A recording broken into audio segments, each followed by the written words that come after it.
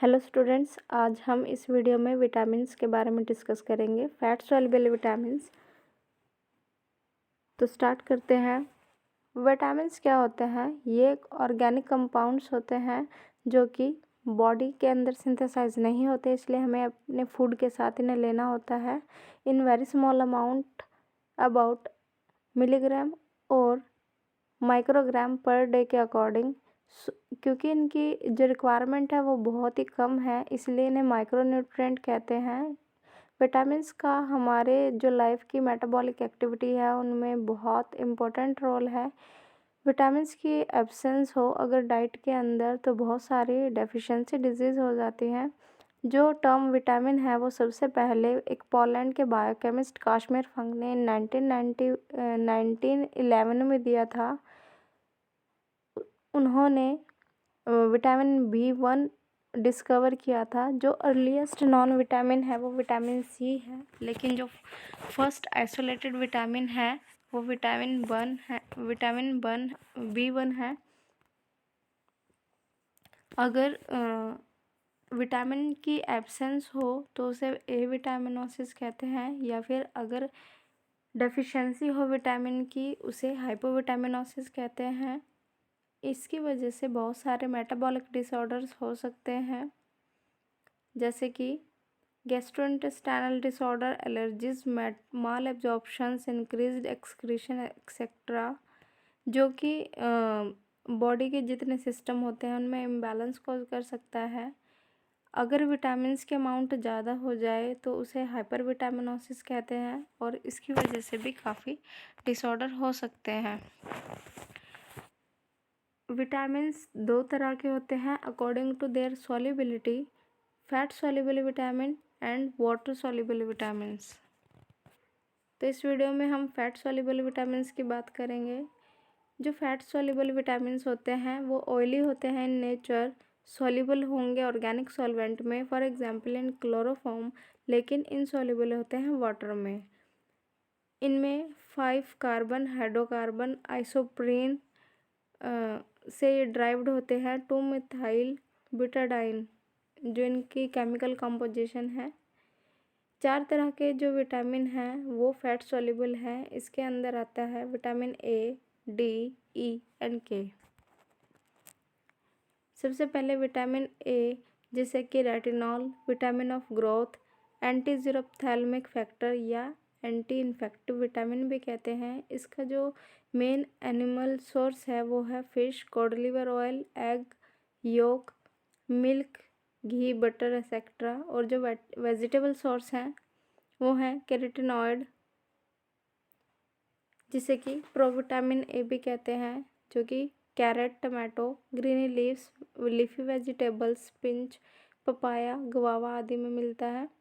Carotenoids, जो कि specially B carotenoids, change करते हैं विटामिन ए को लीवर के अंदर और स्मॉल इंटेस्टाइनल सेल के अंदर in the presence of carotenase enzyme.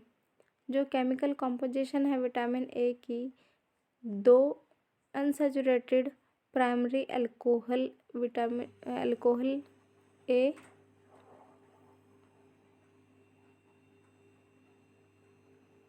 A1 alcohol A1 and A2, जिन्हें कि रेटिनॉल्स कहते हैं, उनसे मिलके बना हुआ है ये। जो विटामिन A1 है वो अल्फ़ा कैरोटीन से मिलके बना है, और विटामिन A2 है वो बीटा कैरोटीन से बना है। इसे विटामिन ए को सबसे पहले मैक्यूलम और डेविस ने डिस्कवर्ड किया था, लेकिन होल्मस ने आइसोलेट किया था। डेली रिक्वायरमेंट 5000 IU है। IU stand for international unit, तो 1 IU is equal to 0.0000344 milligram और 0.344 माइक्रोग्राम। अगर विटामिन ए को एक्सेस में ले लिया जाए तो बोन रिजॉर्प्शन हो जाती है या फिर कैल्सेमिया हो जाता है, जिसमें क्या होगा कि कैल्शियम की डिपोजिशन ज़्यादा हो जाएगी। लेकिन जो अल्कोहलिक पर्सन्स होते हैं उनमें हमेशा विटामिन ए की कमी रहती है, बिकॉज़ जो अल्कोहल है वो डैमेज कर देता है लीवर को, और जिस वजह से विटामिन ए की सिंथेसिस नहीं हो पाती। विटामिन ए के क्या फंक्शन है? ये सिंथेसाइज करता है म्यूकोपॉलीसैकेराइड्स को, इसलिए बॉडी ग्रोथ में बहुत हेल्पफुल है। ये मेंटेन करता है इंटीग्रिटी और secretory activity of epithelial glandular cells, तो एक्सेसिव केराटिनाइजेशन को प्रिवेंट करता है। जो विटामिन A1 है रेटिनल, वो ऑप्सिन प्रोटीन के साथ कंबाइन होकर रोडोप्सिन और रोड सेल ऑफ रेटिना के साथ रोडोप्सिन की फॉर्मेशन करता है, जिससे कि विजुअल या पर्पल लाइट नाइट विज़न के लिए यूज़फुल है। रिप्रोडक्टिव ऑर्गन्स को मेंटेन रखता है। रेटिनोइक एसिड जो है रेगुलेट करता है जीन एक्सप्रेशन को, जो कि एपिथेलियल टिश्यू की फॉर्मेशन में या डेवलपमेंट में हेल्पफुल है। रेटिनोइक एसिड एक्टिव कंपोनेंट है ड्रग ट्रीटेशन, जो कि ट्रीटमेंट करता है एक्ने या wrinkle in the skin. Vitamin A की डेफिशिएंसी से ज़ीरोप्थैल्मिया हो जाता है, जिसमें कि जो लैक्रिमल ग्लैंड है उसका फंक्शन इम्बैलेंस हो जाएगा या वो फंक्शन करना बंद कर देगी, जिसकी वजह से ड्राइनेस, क्रेटिनाइजेशन ऑफ कंजक्टिवा और कॉर्निया हो जाएगा, बैक्टीरियल इन्फेक्शन हो जाएगा और अल्सरेशन हो जाएगा कॉर्निया में, जिसकी वजह से ब्लाइंडनेस हो सकती है। नाइट ब्लाइंडनेस रात के समय में देखने में प्रॉब्लम होगी। दूसरी एबनॉर्मेलिटीज़ जो हैं, जैसे कि स्टंट ग्रोथ है, muscular atrophy, reduce growth, loss of weight, toad skin, जिसमें कि स्किन ड्राई हो जाती है, स्केली हो जाती है जस्ट बिकॉज ऑफ केराटिनिन डिपोजिशन, जिससे कि क्रेटोमेलेसिया हो जाता है या फिर स्टेरिलिटी भी हो सकती है विटामिन ए की डेफिशिएंसी से। नेक्स्ट विटामिन है विटामिन डी, जिसे कैल्सीफेरॉल सनशाइन फैक्टर भी कहते हैं। इसका जो एनिमल सोर्स है वो है cod, liver oil, ghee, butter, milk, egg yolk etcetera. Skin में सिंथेसाइज होता है ये एर्गोस्टिरोल, जिसे कि प्रोविटामिन डी भी कहते हैं। प्लांट से कोलेस्ट्रॉल और 7-डिहाइड्रो कोलेस्ट्रॉल, जो कि एनिमल से सिंथेसाइज होता है इन the presence of UV radiation. इसकी केमिकल कंपोजिशन 2 तरह के कंपोनेंट हैं इसमें, D2 एंड D3, जिनमें स्टेरॉयड लाइक स्ट्रक्चर है, जिसे कि कैल्सीफेरॉल कहते हैं। विटामिन D2 एर्गोकैल्सीफेरॉल एर्गोस्टिरोल से सिंथेसाइज किया जाता है और D3 सिंथेसाइज किया जाता है फ्रॉम द 7-डिहाइड्रो कोलेस्ट्रॉल से। इसकी डेली रिक्वायरमेंट है 400 IU। जो फंक्शन है और डेफिशिएंसी है विटामिन डी की वजह से, विटामिन डी हेल्प करता है कैल्शियम फॉस्फोरस बैलेंस बनाने में बॉडी फ्लूइड्स के अंदर, इंक्रीज करता है absorption of calcium from the intestine, so necessary for the formation of healthy bones and teeth. ये इंक्रीज करता है गैस्ट्रिक सिक्रेशन को। इसकी डेफिशिएंसी की वजह से बहुत ही ज़्यादा लॉस हो जाता है कैल्शियम की डिपोजिशन में, इसलिए बोन्स के अंदर कैल्शियम की डिपोजिशन नहीं हो पाती और जो चिल्ड्रंस एंड में रिकेट्स हो जाता है। रिकेट्स एक डिजीज़ है या डिसऑर्डर है, जिसमें कि जो बोन्स हैं वो बहुत फ्लेक्सिबल हो जाती हैं, कर्व्ड हो जाती है ड्यू टू बॉडी वेट। इसकी वजह से जो चिल्ड्रंस हैं उनको मूवमेंट में डिफ़िकल्टी होती है, चेस्ट बोन डिजीज़ हो जाती है, पिजन ब्रेस्ट डिजीज़ हो जाती है। इसमें क्या होता है, रिब्स फ्लेक्सिबल हो जाएंगे और चेस्ट, जो चिल्ड्रंस की चेस्ट है वो पिजन की तरह हो जाएगी। Deficiency of calcium in children also cause diarrhoea, anaemia and dwarfism, colic, rickets. जो प्रेग्नेंट वुमेंस हैं उनमें ऑस्टियोमलेशिया हो जाता है, जिसमें कि सॉफ्टनिंग हो जाएगी बोन्स की, पेल्विक, स्पेशली पेल्विक गर्डल और रिब्स की, जो कि पार्टुरेशन में प्रॉब्लम क्रिएट करती है।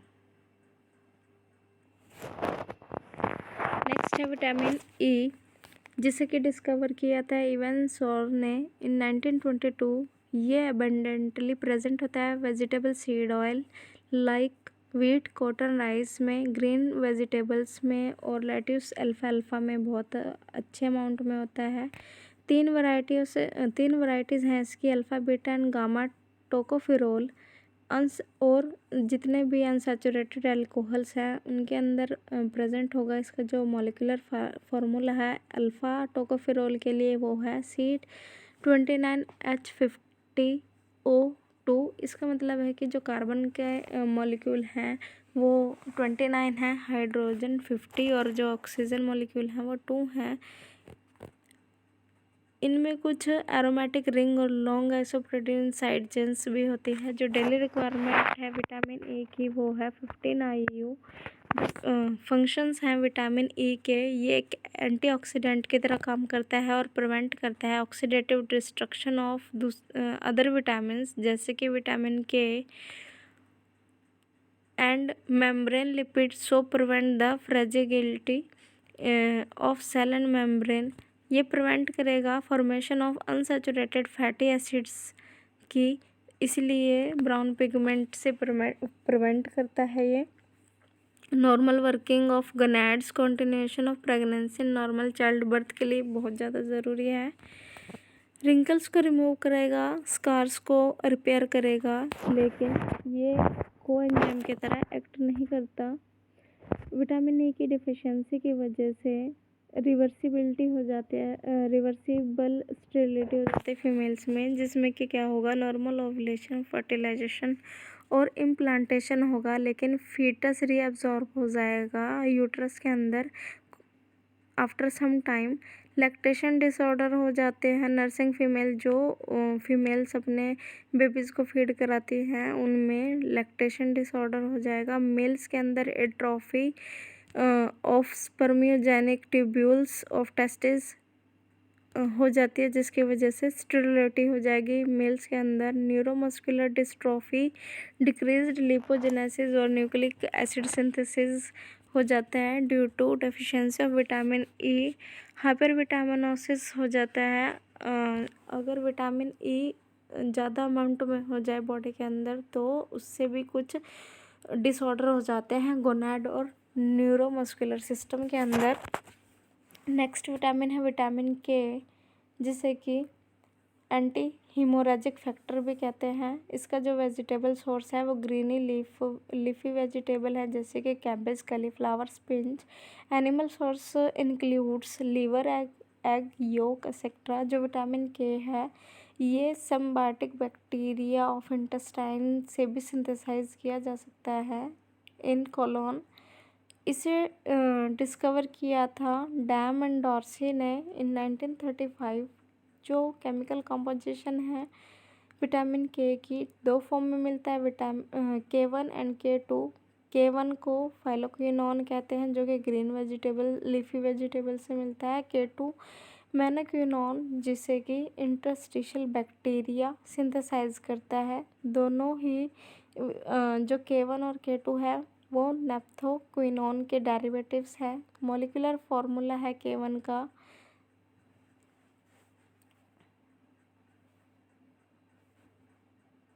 CH3 C31 4H46O2, जबकि जो K2 का मॉलिक्यूलर फार्मूला है वो C41H56O2 है। डेली रिक्वायरमेंट 0.7 to 0.14 माइक्रोग्राम है। डेफिशिएंसी की जो विटामिन के की डेफिशिएंसी है उसकी वजह से बहुत सारे जो फंक्शंस हैं उनमें डिसफॉर्मिटी आ जाती है, जैसे कि formation of prothrombin from liver cell, functions और डेफिशिएंसी ऑफ विटामिन के जो फंक्शंस हैं बहुत विटामिन के एसेंशियल है फॉर द ब्लड क्लॉटिंग। ये क्या करता है, फॉर्मेशन करता है प्रोथ्रोम्बिन की लीवर से, इसलिए ब्लड कोगुलेशन में हेल्प करेगा। Resorption through intestine promoted by the bile salt, तो ये एब्जॉर्प्शन में भी हेल्प करता है इंटेस्टाइन में, कोएंजाइम की तरह एक्ट करेगा। और जो इलेक्ट्रॉन ट्रांसपोर्ट चेन है उसमें ये इम्पोर्टेंट रोल प्ले करता है। इसकी डेफिशिएंसी की वजह से हाइपोथ्रोम्बो एनीमिया हो जाएगा, जिसकी वजह से क्या होगा, जो ब्लड क्लॉटिंग है उसमें देर लगेगी, माइनर इंजरी होगी अगर वो, उसमें भी बहुत ज़्यादा ब्लीडिंग होती रहेगी, जैसे कि जो गम्स होते हैं उनमें ब्लीडिंग होती रहेगी। हीमोरेज भी कॉज कर सकता है ये, जैसे कि जॉइंट्स और रेटिना के अंदर। हाइपरविटामिनोसिस में क्या होगा, malfunctioning of any body organ, किसी भी ऑर्गन की माल फंक्शनिंग हो सकती है due to hypervitaminosis. So student, this is all about the fat soluble vitamins. I hope आपको ये समझ में आया होगा। Thank you.